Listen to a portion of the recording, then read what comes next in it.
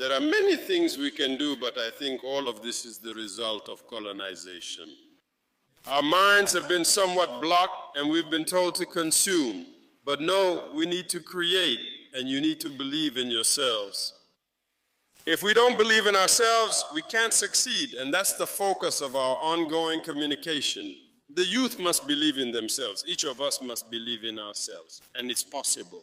Today we are picking out some talents from everywhere, inventors and all. We are waiting to set up, as I mentioned last time, a center that will be like an incubator so that you do vocational training, that's true, but we're going to do practical work.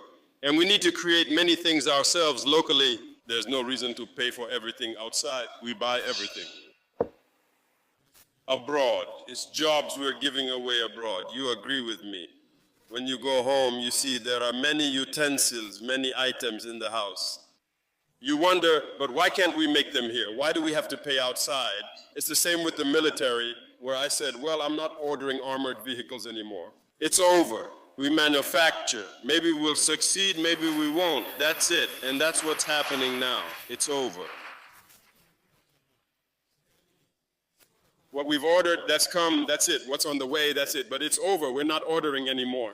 We're going to manufacture locally. We shouldn't be afraid to fail. We might try and it might not work. We'll modify, we'll try, but we will succeed. That's it too. So we need to have confidence in ourselves. All the industrial units we pay for outside, you can do it. You often go to pay for industrial units and you realize it's just a conveyor belt with an electric motor that moves something, assembling small cubes. We can do it, we have welders capable of doing it, but we often don't trust ourselves, or we're just consumers. We can't pay for everything outside, no. So, vocational training.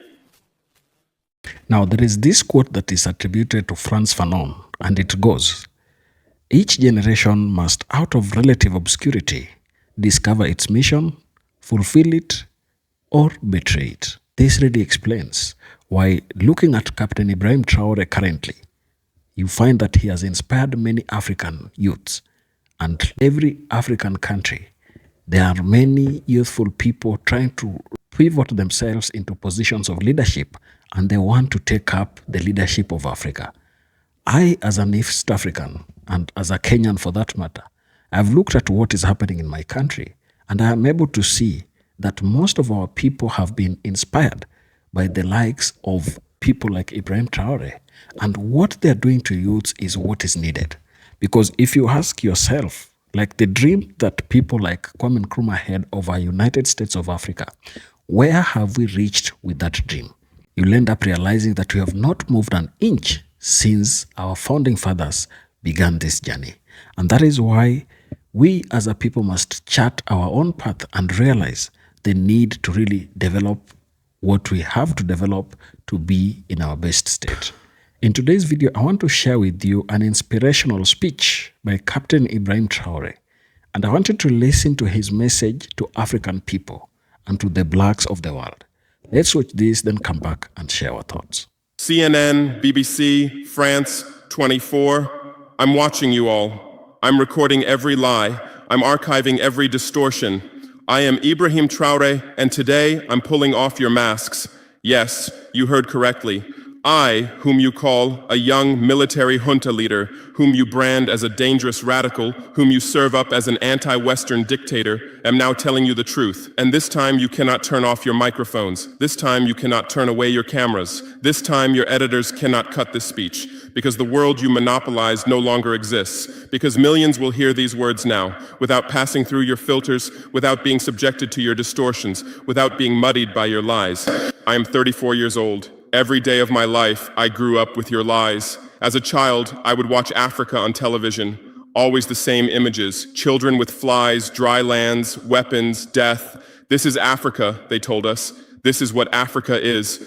And we believed it. We were ashamed of ourselves. We were ashamed of our own lands, of our own people. But then I grew up. I read, I researched, I questioned, and I understood that the Africa you showed us wasn't real. The story you told us was a lie. The fate you imposed on us was a script you had written. For years, how have you portrayed Africa? How have you shown it? How have you sold it to your viewers? As if we were creatures who had no share of humanity, as if we were savages left outside of civilization, as if we were wretches waiting for you to save us. Every day, every hour, every minute, the same story plays on your screens. Hunger, war, disease, corruption, terror, chaos. These are the words that come to mind when Africa is mentioned.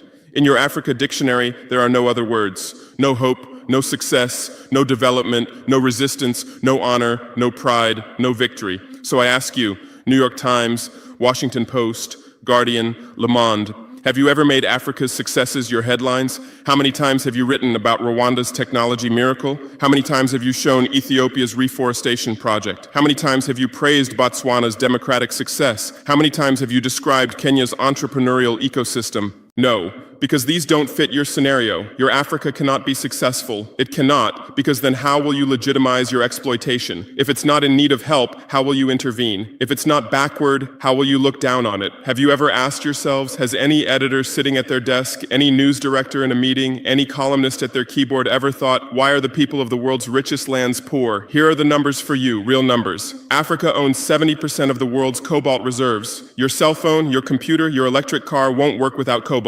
This cobalt comes from Congo, but Congolese can't afford cell phones. Africa owns 90% of the world's platinum reserves. Catalytic converters, electronic devices, medical implants, they all need platinum. This platinum comes from South Africa, but South Africans are crushed by unemployment. Africa provides 30% of the world's gold production. Mali, Burkina Faso, Ghana, Tanzania. Gold flows like rivers from our lands. But our people swim in poverty. Africa supplies 65% of the world's diamond production. Botswana, Angola, Congo, Sierra Leone, billions of dollars worth of diamonds are extracted, but our miners live on $1 a day. Africa owns 35% of the world's uranium reserves. Niger, Namibia, South Africa. Nuclear plants run on our uranium. Paris lights burn with our uranium, but our villages have no electricity. And you still ask, why is Africa poor? No, the right question is, how was Africa kept poor while being so rich? Here's your answer. Colonialism didn't end. It changed shape. You used to come and occupy our lands. Now you come and establish companies. You used to take by force. Now you make agreements. You used to rule with the whip. Now you rule with credit. Let me give you concrete examples. With numbers, names, dates, but you'll never write about these. Glencore, Swiss-based mining giant, extracting cobalt in Congo. 2022 revenue, $256 billion. Tax paid to Congo, $500 million. That's 0.2%. Is this justice? Rio Tinto, British-Australian mining giant, extracting bauxite in Guinea, 20 million tons annually. What's left for Guinea? Environmental pollution and cancer. Total, now Total Energies, French oil giant, extracting oil in Angola, Nigeria, Congo. 2022, profit, $36 billion investment in Africa, dirty pipelines, Anglo-American, founded in South Africa but now in London. Diamonds, platinum, iron, taking everything. What it left in South Africa, 6 million unemployed miners. And these are just the tip of the iceberg. What about the invisible, the secret deals, the offshore accounts, the transfer pricing tricks? Every year, $88 billion in illegal money flows out of Africa. Who writes about this? Every year, $45 billion in aid comes to Africa. Everyone writes about this, but no one says Africa is not the continent receiving aid, it's the continent giving aid. While you zoom your cameras on swollen bellies, there is a huge system working silently in the background. Every day, tons of gold, diamonds, cobalt, uranium, oil leave our land. But how? Here is the system. Step 1, create corruption, bribe our leaders, open offshore accounts, promise them a life of luxury, send their children to your schools. Step 2, make deals, get 50-year, 99-year concessions, ask for tax exemptions, be exempt from environmental rules, ignore labor rights. Step 3, control the infrastructure. Take over ports, airports, railways, but only from the mine to the harbor. Don't build roads to the villages. Don't bring electricity to schools. Step 4, provide security. Set up private security companies. Arm them. Declare protesting. Step 5, silence the media. buy local journalists, suppress opposing voices, serve internal unrest news to international media. And this is how the system works. It's been working like this for 100 years, and you don't see this system. You don't want to see it, because you're part of this system too. Who are the biggest advertisers of New York Times, CNN, BBC, oil companies, mining companies, arms companies, pharmaceutical cartels, the companies that exploit Africa? You live on their money, you defend their interests, and what I'm about to tell you might cost me my life, but it's no longer time to be silent. France's system in Africa is the CFA franc. 14 African countries still use French colonial currency. 50% of these countries' central bank reserves sit in the French treasury. France applies negative interest to this money, so we pay France to use our own money. Through this system, France transfers $500 billion worth of resources from Africa every year. Does anyone write about this? No. But when France gives Africa 10 billion euros in aid, it makes headlines. Britain's system is more sophisticated. London is the world's money laundering center. City of London, offshore paradise. Every penny stolen from Africa passes through London. Jersey, Guernsey, Cayman Islands, Virgin Islands, all under British control. Africa's wealth hides there. America's system is AFRICOM, Africa Command, 46 military bases on the continent. Official purpose, security. Real purpose, resource control. Drones in our airspace every day, listening devices everywhere. They say fighting terrorism, but it's not terrorists. It's people's leaders who are targeted. China is the new player, says win-win, builds infrastructure, gives credit, but in exchange for what? 99-year port concessions, mining rights, agricultural lands, debt-trap diplomacy, ask Sri Lanka, ask Zambia, and you write about none of this. Why? Because you're not free press. You're corporate press. Your bosses are billionaires. Jeff Bezos bought Washington Post. Why? For love of journalism? Rupert Murdoch's media empire, Fox News, Wall Street Journal, The Sun, The Times, all from the same hand, all giving the same message. West is good, others are bad. Carlos Slim is the largest shareholder of New York Times, Mexican billionaire. Where's his wealth from? Monopolized telecommunications, got rich off Latin America's back, now controls America's most respected newspaper. And you claim to do independent journalism? Who are your editors? Which schools did they graduate from? Harvard, Yale, Oxford, Cambridge? Always the same elite schools, always the same worldview, always the same prejudices. How are your reporters selected? How many languages does your Africa correspondent speak? French, English, that's all. Swahili, Hausa, Yoruba, Amharic, they don't know. They can't talk to the people. Your sources are always the same. Western diplomats, NGOs, experts, and then you come and lecture us. They killed Patrice Lumumba, January 12th, 1961. CIA agent Larry Devlin confessed. Belgian mercenaries executed. They dissolved his body in acid, took his teeth as souvenirs. In 2022, that tooth was returned from Belgium to his family after 61 years. And what did you say then? Chaos in Congo. You didn't ask about the killers. You didn't investigate CIA documents. You didn't write about Belgium's crime. They killed Thomas Sankara, October 15th, 1987. My hero, Africa's hope. Vaccinated 2.5 million children against measles and meningitis, planted 10 million trees, raised literacy rate from 13% to 73%, gave equal rights to women, banned FGM, ended corruption, sold Mercedes cars, used Renault 5, rejected IMF and World Bank. And most importantly, he said, we will not pay Africa's debts. We didn't make those debts. The puppets before us made them on behalf of colonizers. That's when he had to be killed, and they killed him. Who killed him? His best friend, Blaise Compaoré.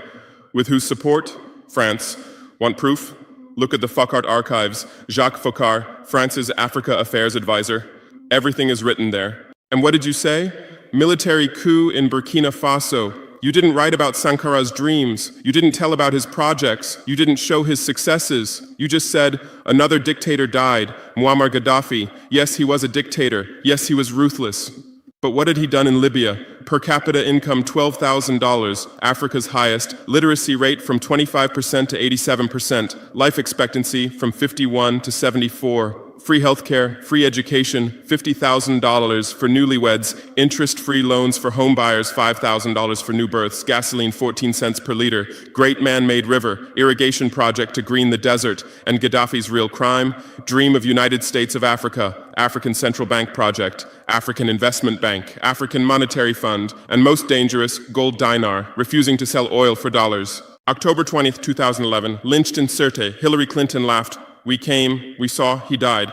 Now look at Libya. 3 different governments, endless civil war, ISIS, Al-Qaeda running wild slave markets exist. Even CNN showed in 2017, oil being looted, weapons depots emptied, spread across Sahel. Do you call this democracy? Do you call this freedom? Do you call this success? And whose turn is it now? The Sahel, Mali, Niger, Burkina Faso. You want to make us Libya too. You want to make us Syria. You want to make us Iraq. But not this time, because we've awakened, because we've learned, because we've united. Operation Barkhane, France's Sahel Adventure, 2013-2022. Official purpose, fighting terrorism. Real purpose, resource control, 5 through 100 French soldiers. €1 billion annual budget. What's the result?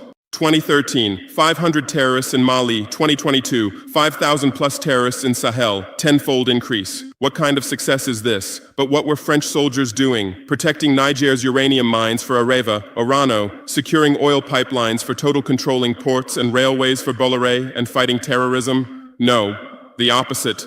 Terrorists couldn't come within 50 kilometers of French soldiers, but they could easily burn our villages. Why? Because chaos served their purposes. If there's chaos, they could stay for security reasons. MINUSMA, UN peacekeeping force. In Mali, 15,000 soldiers, 1.2 billion annual budget. 10 years, result, 300 plus. UN soldiers died. Thousands of civilians died. Terror didn't decrease, it increased. And now you say Wagner is dangerous. Russians are taking over Africa. Wagner came, 1,000 soldiers. What happened in 6 months? Terrorists fled, villages are safe, mines are working, people are at peace. What's the difference? Wagner is an ally we invited. France is an occupier who came by force. Wagner follows the agreement. France blackmails, Wagner brings results. France produces excuses, but you don't write the truth. You say Russian mercenaries. Well, what is French Légion étrangère? Aren't they mercenaries? What is American Blackwater Academy? What is British G4S? What is Israeli Black Cube? They are security companies. Wagner is a threat. Why? Because Wagner isn't yours. And the terrorism issue, who created this terror? Who founded Al-Qaeda? 1980s, Afghanistan, CIA, Pakistan ISI, Saudi money, against Soviets. Bin Laden was CIA's man. You called them freedom fighters. Who supported Taliban? Again, you. Heroic mujahideen against Soviet occupation. You gave weapons, gave money, gave training, then you lost control. How was ISIS born? 2003, Iraq invasion. You toppled Saddam. You disbanded the army. You banned Ba'ath Party. You tortured in Abu Ghraib, and those people became ISIS. Then Syria. You said Assad must go. You said moderate rebels. You gave weapons. Those weapons went to ISIS, went to al-Nusra. You destroyed Libya. Who looted Gaddafi's weapon depots? Where did those weapons go? To Mali, to Niger, to Burkina Faso, to Nigeria, to Chad? Who strengthened Boko Haram? In 2009, Nigerian police killed their leader Mohammed Yusuf. Extrajudicial execution. What did you say? Nothing. Where were your human rights organizations? Silent. Then revenge started. Boko Haram radicalized. But where did they find weapons? From Libya that you destroyed. And now you come to lecture us about fighting terrorism. You're helping us clean up the monsters you created? No, we've seen the game now. Terror is your Trojan horse. You come with the excuse of terror, you stay, you exploit. But it's over now. We'll provide our own security, we'll fight with our own methods, and we'll win. Because we are the children of this land. We know this land, we know these people. We can distinguish terrorist from villager. We don't fight from drones, from satellites, from 10,000 kilometers away like you. And we're winning. In Mali, in Niger, in Burkina Faso, terror is ending. Villages are safe. People are hopeful. Because now our own army, our own police are fighting, not for foreigners, but for the people. But you can't digest this. You say democratic backsliding. You say human rights violations.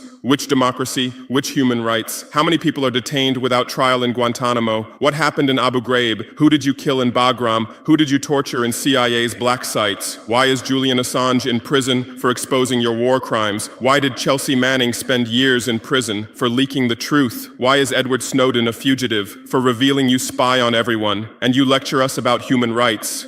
How many civilians died in your drone strikes? You say collateral damage and move on. How many weddings did you strike in Pakistan, Yemen, Somalia? How many schools did you bomb? How many hospitals did you burn? And you teach us the laws of war? Look, I come from war. I know the front. I've seen death. I've carried wounded soldiers. I've consoled mothers of martyrs. And I tell you, a real soldier protects his people. A real soldier doesn't harm civilians. A real soldier fights with honor. Your mercenaries, your drone pilots, your special forces, they're not soldiers, they're killers. They kill people by pressing buttons from 10,000 kilometers away, then go home and play with their children. We don't fight like that. We look our enemy in the face. We protect civilians. We fight with our honor. We die with our honor. And we'll win, because the righteous win.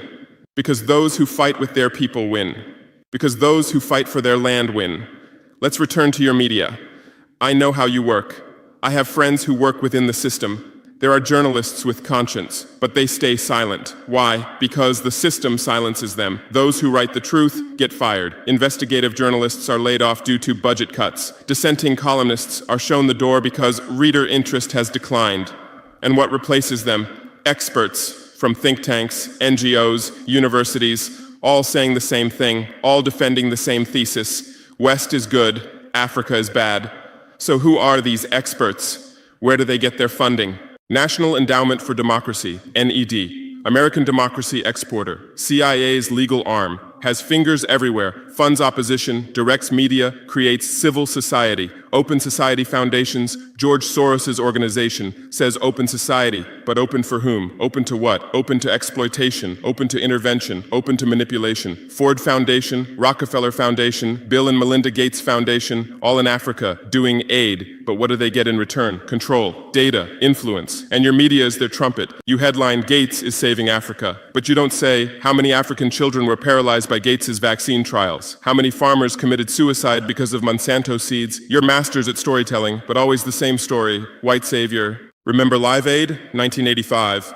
We Are the World, charity concert for Africa, millions raised. What came to Africa? Corruption increased, dependency increased, but it was a great story for you. Bob Geldof became a hero. Musicians looked conscientious. Viewers felt good about themselves. Africa remained hungry. Remember Kony 2012? Viral video. Stop Joseph Kony. 100 million views. Result? Kony is still free, but the video maker got rich. Invisible Children organization collected millions. What came to Uganda? American soldiers. And you present these as success stories. Angelina Jolie, Madonna, Bono, all Africa volunteers. They come, take photos, adopt children, leave. And you say, interest in Africa increased. What interest? Whose interest? Interest for what? Madonna adopted from Malawi. You made headlines. But 100 children die from malaria every day in Malawi. You didn't write that, because that news doesn't sell. Bono became Africa's spokesperson, raised billions with U2 concerts, but moved his company to Netherlands to avoid taxes. Money stolen from Africa also passes through Netherlands. Did you write about this? George Clooney campaigned for Darfur, said save Darfur. Result? Sudan split. Oil remained in South Sudan. South Sudan is now in civil war. Who's getting the oil? Take a guess. And you always present these as humanitarian aid. But these are imperialism's soft face. These are exploitation's PR. Let me give you real numbers. Every year, 134 billion in aid and investment comes to Africa. Every year, 192 billion in resources leave Africa, net loss, $58 billion every year. But you only write about the incoming $134 billion. You don't write about the outgoing $192 billion. Why? Because then people will ask, why does Africa need aid? Illicit financial flows, 88.6 billion year multinational corporations profit transfers, 48.2 billion year debt interest, 17 billion year brain drain cost, 13.8 billion year climate change cost, 10.6 billion year illegal logging, 17 billion year illegal fishing, 1.3 billion year total, 192 plus billion dollars every year. This much resource leaves Africa every year. But what are your headlines? EU announces 20 billion euro aid package for Africa. China gives Africa $60 billion in credit. America grants Africa $8 billion. People read these and think how generous they are, how charitable, how ungrateful Africa is. But the truth is the opposite. Africa is financing your standard of living. Africa is subsidizing your prosperity. Africa is making your technology possible. The cobalt in your iPhone from Congo, the lithium in your Tesla from Zimbabwe, the tantalum in your computer from Rwanda, your jewelry from Botswana, your chocolate from Ivory Coast, your coffee from Ethiopia, your oil from Nigeria, your uranium from Niger. And what do we get in return? Debt, poverty, humiliation, but enough. This game will end now because we've awakened. Our youth are sharing the truth on social media. Bar France out hashtag used 100 million times. Africa is bleeding 50 million. On Stop Exploiting Africa, 75 million. And what are you doing? You say Russian bots. You say Chinese propaganda. You say disinformation. No, these are real voices of real Africans. This is real anger. This is real awakening.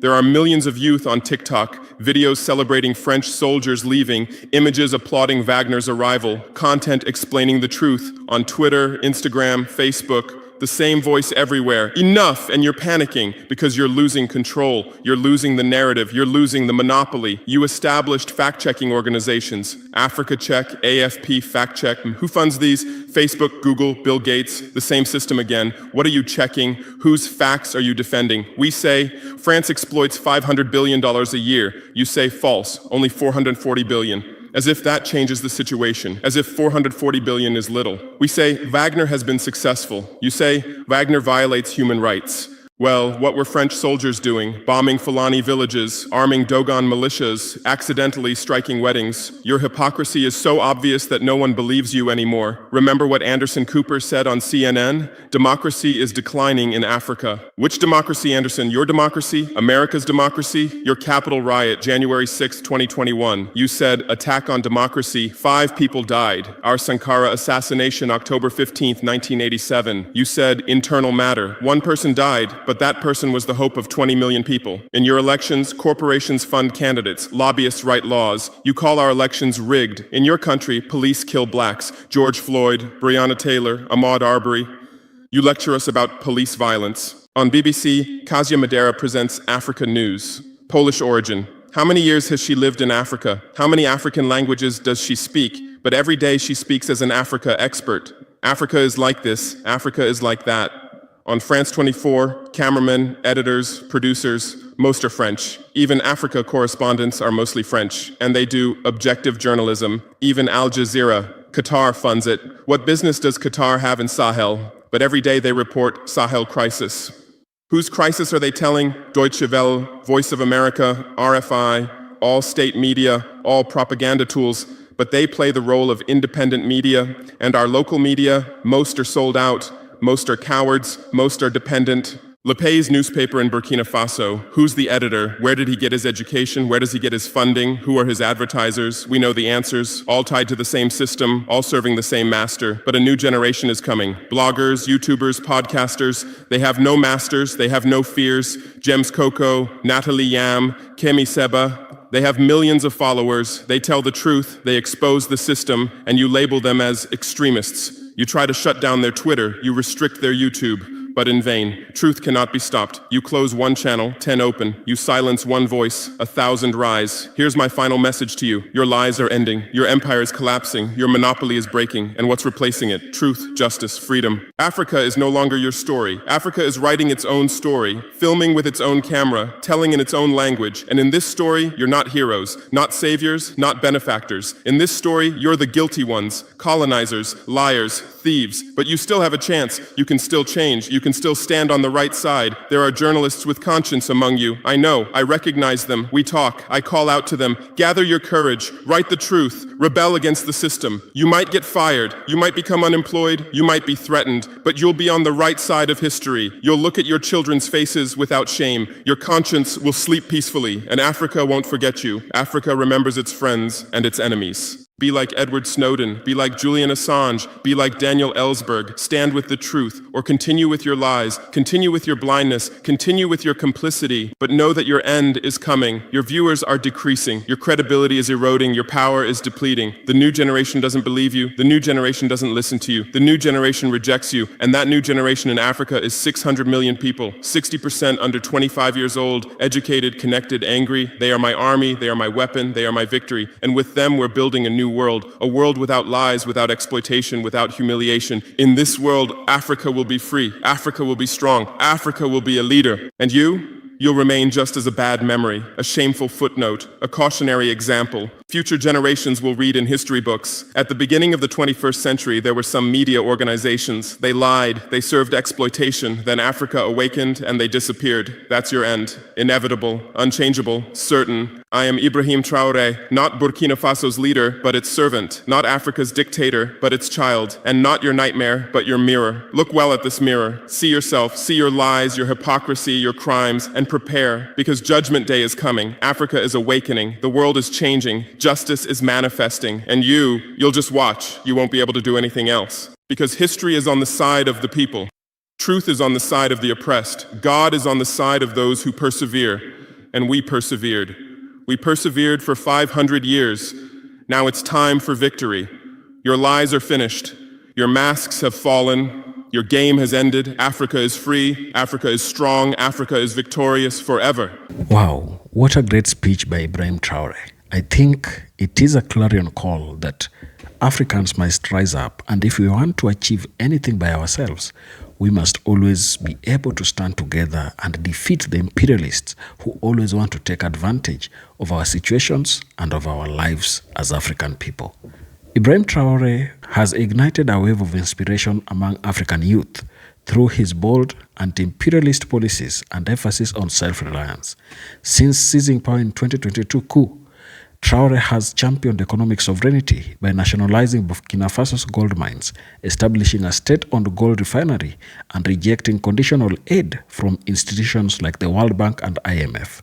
These actions resonate deeply with a generation frustrated by Africa's resource wealth, juxtaposed against widespread poverty. As Traore himself articulated, how can Africa, which has so much wealth, become the poorest continent? His push to process local resources, such as mandating locally made fabrics for school uniforms, has inspired youths to embrace African identity and economic independence, fostering a sense of pride and urgency in shaping their own future. I think this is what is needed. We must support our own. Remember, we are close to 1.4 billion people in the continent, but looking at the level of trade between African people, you'd wonder whether we are enemies or we are people who are united by our Creator. Look at the trade that we have between European countries. Their level of trade is somewhere up 60%. But then what is that in Africa? Below 19%. And this is unacceptable. We as a continent, we are communities that were united through the Ubuntu spirit. So we cannot just let ourselves be laughed at by Westerners. They have created a system that is making us hate each other. We have believed so much in these arbitrary borders that were created by them, such that we are not even able to let people from neighboring countries come and access trade in our own countries. For example, the other day, Tanzania issued a policy directive restricting non-nationals from conducting specific businesses. And I looked at that thing and I was wondering, why is Tanzania behaving this way? Who told them that they will exist without other countries? It is something that really needs a serious consideration. African head of states must be above board, and they must really look at the current desire by youths to have a united African continent. Traore has acted as the single unit of unity that African youths are looking up to date. Traore's leadership style, rooted in legacy of Pan-African icons like Thomas Sankara, has galvanized youth through his fiery rhetoric and visible commitment to grassroots developments. His visits to local schools, where he spent over an hour discussing the importance of education and implementing free compulsory schooling, have positioned him as a relatable figure who prioritizes youth empowerment. By promoting policies like free cataract surgeries, mobile clinics, and agricultural mechanization, distributing 400 tractors to farmers, Traore demonstrates tangible progress in healthcare and food security areas critical to young Africans facing unemployment and systemic challenges. His messages of rejecting foreign dependency and building local industries has sparked youth-led movements, with millions engaging online via platforms like TikTok, where montages of his speeches and protests gain tens of millions of views, amplifying his call for African unity and self-determination. For me, if you ask me right now, Traore stands to be the single unit of unification for African people. And I believe African head of states must emulate his style of leadership and be people who are not driven by their self-centered desires, but by the desire to uplift and make every African child be respected. Beyond policy, Traore's symbolic resonance as a young, resolute leader has fueled youth mobilization across the continent and diaspora. His warm reception at Ghana's presidential inauguration in January 7, 2025, where Ghanaian youth gave him loudest applause than other leaders, underscores his statue as a symbol of generational change. Traore's formation of the alliance of Sahel states with Mali and Niger, rejecting Western-dominated frameworks like ECOWAS, inspires youths to envision a unified, self-reliant Africa. His speeches, often shared widely on social media, critique neocolonial distractions like sports and entertainment, urging young Africans to focus on systemic change. This has led to a youth-led protest from Ouagadougou to New York, with organizers planning protests and people's assemblies to draft blueprints for economic liberation, proving Traore's influence in turning inspiration into action. Nothing can be taken away from Traore. He has inspired African youths, and his desire to make Africa great again can be seen by how he is implementing change in his own country, Burkina Faso. Share your thoughts down in the comment section. Is this the moment for African youths to wake up and make necessary contribution towards Africa's independence? Or it is a moment for us to ignore everything that is happening and forget about our desired unity and greatness as a continent? Let me know your opinion down in the comment section. And if you're watching us for the first time, please remember to subscribe to the channel, like the video, and share. Thank you, and let's meet on the next one.